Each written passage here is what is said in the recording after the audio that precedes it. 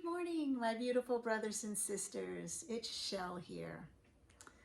So today when I woke up after I did my meditation, one of the things that I like to do is I like to watch other inspirational videos and mentors. And one of my favorite all-time mentors is Abraham Esther Hicks. And if you have not watched any of her videos, I highly recommend it. She has tremendously helped my spiritual growth. And so what she was talking about this morning was perceptions and perspectives. And so that's what I'd like to talk to you about today. And so she said one of the ways that you can measure your spiritual growth is by the way you look at things, your perspective and your perception of, of past negative experiences. And so I was thinking about it, and I was reminded of yesterday's video when I talked about my fire that I had 5 years ago, and where, after 50 years of gathering things, I lost absolutely everything in 45 minutes. And so what she said was, when you think about a negative experience, what perspective do you have? Do you talk about it in a negative way and only see the negative aspects of the experience? Or do you find the good? Do you find the silver lining in every negative experience and talk about the positives in it?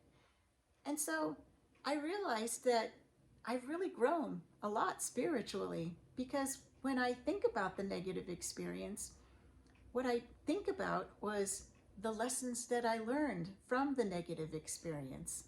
And the lessons that I learned from that negative experience were some of the absolute greatest lessons of all.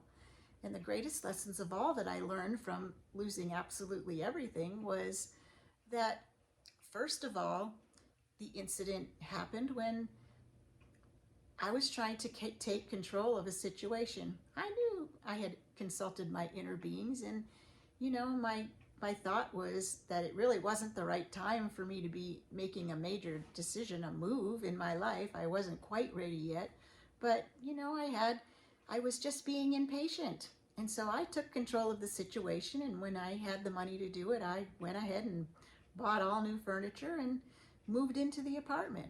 But it wasn't the right time. So, I know that the experience happened, but the other great lesson that I learned from that experience was that I got to experience the absolute love and support from my whole community. People came from all over, and they gave me furniture. They gave us, my daughter and I, clothes, and they gave us dishes and everything we could imagine to set up our new home, which we did. The other greatest lesson that I learned was that you shouldn't be attached to material things in the world. And so, we learned not to be attached to material things anymore. They're great and all that, but, it's not the end of the world if you lose everything. And the third greatest lesson that I learned was, as I look at this painting behind me, and I did this painting, I don't know, about a year ago, and it just came into my head that I wanted to do a phoenix rising out of the ashes. And so this painting, this phoenix rising out of the ashes, is my spiritual journey. It's me rising up out of the ashes, literally rising up out of the ashes of having nothing and starting all over again in my mid-50s.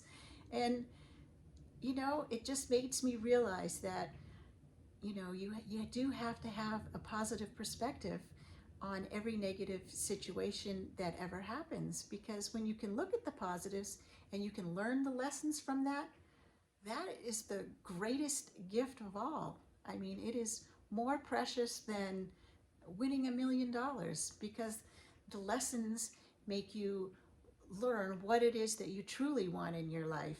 Every negative situation has two sides to it, and the negative side just reconfirms the positive. It reconfirms what it is you truly do want.